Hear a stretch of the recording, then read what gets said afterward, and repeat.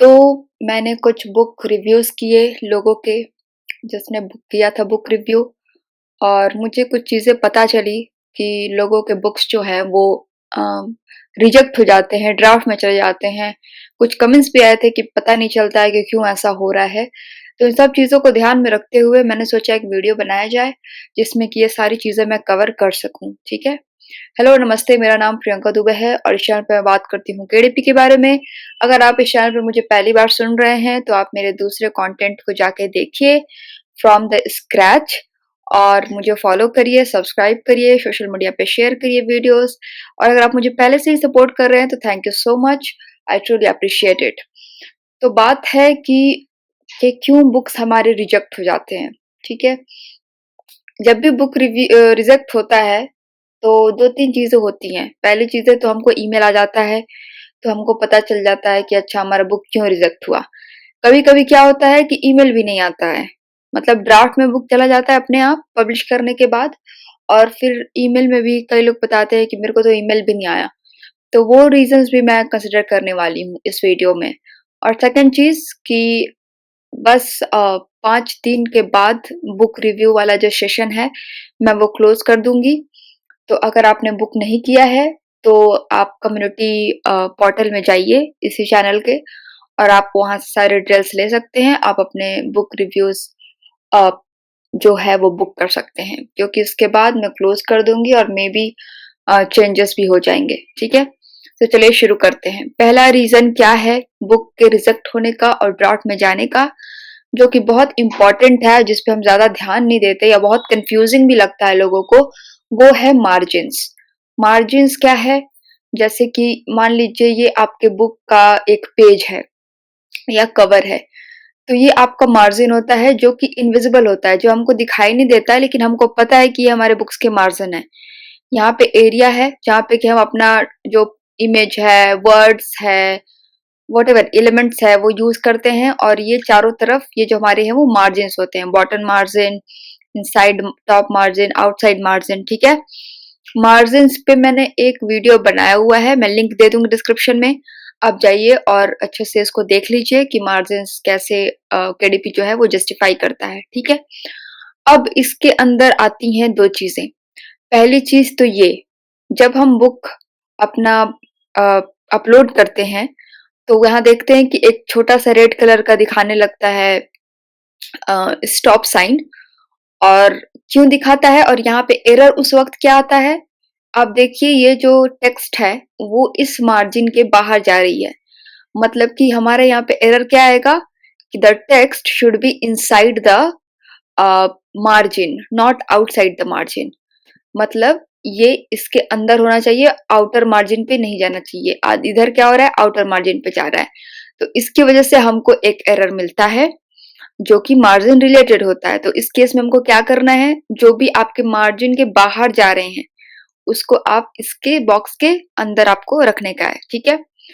दूसरी एरर क्या होती है, gutter margin.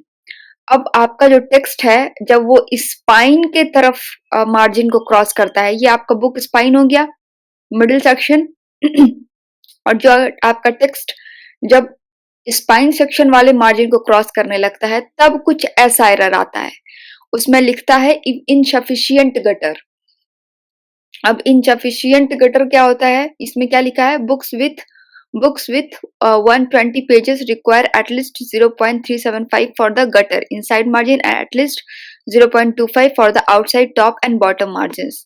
Top and bottom margins क्या बोल रहा है, टॉप, बॉटम, आउटसाइड, इनसाइड, ये मार्जिन्स की बात कर रहा है। अब यहाँ पे बड़ा कंफ्यूज आता है बंदा कि गटर मार्जिन क्या होता है। गटर मार्जिन वो होता है जो मार्जिन स्पाइन के सबसे क्लोजेस्ट होता है। ये स्पाइन है हमारे बुक का, सबसे क्लोजेस्ट मार्जिन कौन सा है यहाँ पर, ये वाला। तो बस ये एडवांस थोड़ा भाषा यूज कर देता है, अदरवाइज मतलब उसका वही है, ठीक है? अब इस केस में आपको कुछ नहीं करना है। इस केस में आपके जो टेक्स्ट हैं उसको आप अंदर लोगे इस बॉक्स के अंदर, और आपको कुछ नहीं करना है। और हाँ, एक ही चीज यही नहीं करना है कि आप बस एक पेज का सुधार के और आपने बोला कि हाँ मेरा तो सब सही हो गया, नहीं। आपको अपने बुक्स के टोटल पेजेस का गटर मार्जिन सही करना है। मतलब अगर टेक्स्ट बाहर है मार्जिन वाले सॉरी, स्पाइन वाले मार्जिन के बाहर है अगर आपका टेक्स्ट, तो उसको बॉक्स में करना है सारे पेजेस के लिए। ठीक है जी? तो ये बात आप ध्यान रखेंगे। आप जो भी चेंजेस करते हैं अपने बुक्स में, आप मेक श्योर करेंगे कि आप अपने सारे पेजेस को चेक करें। ये आपकी रिस्पॉन्सिबिलिटी है, अदरवाइज वो फिर से एरर दिखाएगा।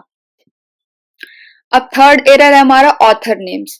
ये बहुत इंपॉर्टेंट है, इसमें ज्यादा मैंने लिखा नहीं है क्योंकि मैं ज्यादा बोल के समझाने वाली हूँ, तो आप इसको थोड़ा आराम से ध्यान से सुनिए। ऑथर नेम्स में क्या होता है कि कुछ टाइम क्या होता है, जैसे मैंने स्टार्टिंग में भी इस वीडियो को बोला था कि कुछ बुक्स हम पब्लिश करते हैं, पता चलता है 1-2 मिनट बाद वो ड्राफ्ट में चला गया। उसके बाद हम जाके अपना ईमेल चेक करते हैं, केडीपी ने ईमेल भी नहीं भेजा हमको। अब हमको समझ नहीं आता कि भाई ये पब्लिश क्यों नहीं हो रहा है और केडीपी ने मेरे को ईमेल भी क्यों नहीं भेजा है। इसका इसका वजह हो सकता है आपका ऑथर नेम। ऑथर नेम में आप कोई भी बुक्स के नाम, कीवर्ड्स स्पेसिफिकली नहीं यूज करेंगे। फॉर एग्जाम्पल कुछ लोग जैसे अगर लॉग बुक बनाते हैं या कुछ लोग कलरिंग बुक बनाते हैं, तो अपना ऑथर नेम लिख देते हैं kids colouring book, kids colouring publication, ऐसा कुछ लिख देते हैं। पेन नेम्स के ऊपर भी मैंने एक वीडियो बनाया है, वो भी मैं लिंक दे दूंगी डिस्क्रिप्शन में। आप जाके एक बार चेक कर लीजिएगा कि कैसे क्या पूरा एक्सप्लेन किया है मैंने। तो आप वो चीजें नहीं करेंगे क्योंकि मे बी आपका ऑथर नेम प्रॉब्लम क्रिएट कर रहा है यहाँ पर। दूसरी बात, आपने केडीपी पे ऐसे पब्लिकेशंस वाले, ऐसे ऑथर नेम वाले बहुत बुक्स देखे होंगे। अब आप सोच रहे होंगे कि इनका बुक तो इनका सॉरी, केडीपी कैसे अकाउंट चल रहा है जब इन्होंने इस तरह का कीवर्ड यूज किया है अपने ऑथर नेम में। तो दूसरी चीज ये हो सकती है कि पहले जो केडीपी था उसका नाम केडीपी नहीं था, उसका नाम क्रिएट स्पेस था। उस वक्त मैं नहीं थी इस पे, ऑब्वियसली मैं बहुत पहले की बात बता रही हूँ। तो उस वक्त क्या होता था कि जितने लोग, मतलब उस वक्त नया नया प्लेटफॉर्म था, नए नए लोगों को पता चल रहा था, ज्यादा लोग में पॉपुलर भी नहीं था। तो उस लोग को क्या करते थे कि कीवर्ड पे टारगेट करते थे, ऑथर नेम में भी कीवर्ड ही लिख देते थे। तो उस वक्त जो है अपने अमेजोन को इशू नहीं था, तो मे बी वो सारे पब्लिकेशन जो ऐसे ऑथर नेम यूज करते हैं वो भी उस वक्त के होंगे। अगर आप इस वक्त के केडीपी पब्लिशर हैं तो आप ऐसे रूल्स फॉलो नहीं कर सकते। आप तो कोई भी नहीं कर सकता, लेकिन वो बुक्स पहले पब्लिश हुए होंगे क्रिएट स्पेस पे, दैट्स वाई वो अभी भी अवेलेबल हैं। ठीक है? तो ये इस वजह से आपका जो है बुक वो ड्राफ्ट में जा रहा है। तो आप अपना ऑथर नेम बिल्कुल चेक करें और अगर जरूरत है तो चेंज भी करें। कैसे क्या करना है वीडियो डिस्क्रिप्शन में है, पेन नेम्स वाला, जाइए वॉच करिए, आपको सब समझ आ जाएगा। ठीक है? अब चौथा है ब्लीड नो ब्लीड। ब्लीड वाला जो प्रॉब्लम है वो लोगों को बहुत होता है। ब्लीड मतलब क्या होता है, जब end end of the page तक आपका एलिमेंट्स रहता है तब वो ब्लीड होता है, जब वो मार्जिन के अंदर होता है तो वो नो ब्लीड होता है। यहाँ पे साफ साफ दिख रहा है। ठीक है?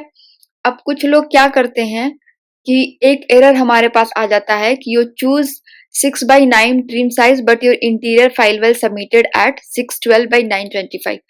मतलब क्या हुआ यहाँ पर, ये मतलब हुआ कि आप एक no bleed size interior expect कर रहे हैं, पर आपने जो है वो ब्लीड साइज वाला इंटीरियर अपलोड किया है। इसमें आपको ज्यादा कुछ दिमाग नहीं लगाना है, आपने बस ये गलती की है कि आपने ब्लीड या नो ब्लीड, जो आपका नो ब्लीड है वो आपने ऑप्शन चूज नहीं किया है, आपने ऑप्शन पिक करने में गलतियां की हैं। जब हम बुक अपलोड करते हैं, सेकंड पेज पे जब हम आते हैं और जब हम मैन्युस्क्रिप्ट अपलोड करते हैं, उसके पहले हमको चूज करना होता है साइज, उसके बाद हमको चूज करना होता है ब्लीड नो ब्लीड ऑप्शन। ठीक है? उस केस में आपने वहां पे सिलेक्शन में आपने बस गलतियां की हैं, बाकी आपके इंटीरियर में कोई गलत नहीं है। तो आपको अगर इस तरह का दिख रहा है तो आप जाके अपना सिलेक्शन सही करिए, बाकी आपका इंटीरियर में कोई दिक्कत नहीं है। ठीक है? तो अगर आपने एक्सपेक्ट कर रहे हैं आप नो ब्लीड साइज और आपने किया है ब्लीड साइज, तो जाके उसको नो ब्लीड साइज वहां पर जो ऑप्शन होता है वो सेलेक्ट करिए, आपका सही हो जाएगा। ठीक है? और ये बहुत कॉमन मिस्टेक है, तो पूरा इंटीरियर को समझने मत बैठिएगा, बस ये छोटी सी गलती हो जाती है हम लोगों से, आप वो बस उसको सुधारिए, बाकी सब ठीक हो जाएगा। ठीक है? अब पांचवा हमारा जो है वो है कवर साइज। अब कवर साइज में क्या होता है, वही 12.520 आपका कवर साइज है और आपने सबमिट किया है इतना। अब ये क्यों होता है? ये इसलिए होता है क्योंकि हम डायमेंशंस गलत चूज कर लेते हैं। कैनवा के अंदर जब हम कस्टम साइज लेते हैं अपना कवर बनाने के लिए, तो वहां पे कई सारे ऑप्शंस आते हैं, mm, इंचेस, सेंटीमीटर। तो वहां पे अपने अपने गड़बड़ी हमने की है, ठीक है। तो अगर आपने चूज किया है तो जाके उसको इंचेस कर दीजिए, लेकिन सैडली आपको पूरा काम फिर से करना पड़ेगा, that is the cover size. आपको फिर से कस्टम साइज में जाना पड़ेगा, आपको डायमेंशन जो है वो इंचेस लेने पड़ेंगे, आपको अपना साइज वहां पे लिखना पड़ेगा, और फिर से आपको जो है वो कवर साइज बनाना पड़ेगा। तो ये दिक्कत होगी आपको, इसलिए जब आप डायमेंशंस पिक करते हैं तो बहुत तरीके से थोड़ा आराम से देख के करिए, अदरवाइज आपको फिर से काम करना होगा, ठीक है। अब ये एरर बहुत आजकल पॉपुलर चल रहा है, दैट इज एम्बेडेड फॉन्ट्स। इसमें दिखा के उसमें एक एरर आता है कि आपका एम्बेडेड फॉन्ट्स है लेकिन केडीपी ने सही कर दिया है। तो कुछ लोग बहुत पूछने लगते हैं कि मैं कंफर्म करूं, अप्रूव करूं कि नहीं करूं, क्या करूं। तो देखिए दिक्कत कहाँ आती है, जहां तक मेरे को पता है, ऑब्वियसली ये कोई पत्थर की लकीर नहीं है, यही सही है। जहां तक मेरे को पता है वही बता रही हूँ मैं कि अगर आपके पास फॉन्ट्स का लाइसेंस है, ठीक है, जैसे आपने खरीदा है फॉन्ट को, आपके पास लाइसेंस है और तब आप उसको यूज करते हैं, तब आपको ये फॉन्ट वाली जो एम्बेडेड की है वो प्रॉब्लम नहीं आती है। लेकिन हम क्या करते हैं, हम कैनवा में बनाते हैं, हम फोटोशॉप में अपना जो है वो इंटीरियर बनाते हैं, हाँ, एफिनिटी डिजाइनर में बनाते हैं, डिफरेंट डिफरेंट टूल्स में बनाते हैं। तो उसमें क्या होता है कि कुछ फॉन्ट्स जो हम यूज करते हैं वो आसानी से पीडीएफ में इम्बेड हो जाते हैं और कुछ नहीं हो पाते हैं। जो नहीं हो पाते हैं वो मे बी लाइसेंसिंग एरर की वजह से नहीं हो पाते हैं, और जब हम उसको अपलोड करते हैं केडीपी में तो वो दिखाने लगता है कि your fonts are not embedded properly but KDP has embedded it. उसके बाद would you like to publish it, ऐसा कुछ आता है, तो आप कंफर्म पे बटन दबा देते हैं। तो इसका मतलब आप ये मत सोचिएगा कि अगर मेरे पास लाइसेंस नहीं है तो मतलब ये तो एक वार्निंग हो गया, नहीं, ये एक वार्निंग नहीं है, ये एक तरह का लिमिटेशन आप बोल सकते हैं, लेकिन ये एक वार्निंग नहीं है। आपके केडीपी, आपके अकाउंट को कोई खतरा नहीं है, क्योंकि केडीपी ये बात समझता है और केडीपी खुद ही आपका जो फॉन्ट है वो सही कर देता है, सही कर देता है, और तभी आपको एक आगे बढ़ने का ऑप्शन मिलता है, दैट इज पब्लिश कंफर्म वाला, जो हम प्रीव्यू में लगाते हैं। उसके बाद ऑब्वियसली आप उसको यूज कर सकते हैं, उसको कमर्शियली आप यूज कर सकते हैं, ये मेरा कहना है। आप अपना खुद से भी जाकर डिग डाउन करिए, रिसर्च करिए, और आप खुद से भी पता कर सकते हैं। ऑब्वियसली मैं लॉयर तो हूँ नहीं कि यही कॉमर्शियली या फिर लाइसेंस वाली जो बात है वो पत्थर की लकीर, ऐसा कुछ भी नहीं है। लेकिन जहां तक मैंने ऑब्जर्व किया है, जहां तक मैंने ग्रुप्स में लोगों के डिस्कशन करते हुए देखा है, जहां तक मुझे पता है, तो यही रीजन होता है, ठीक है। और मैं भी इसी को फॉलो करती हूँ और अभी तक मुझे कोई डिफिकल्टी आई नहीं है फॉन्ट्स को लेकर, और आएगी भी नहीं।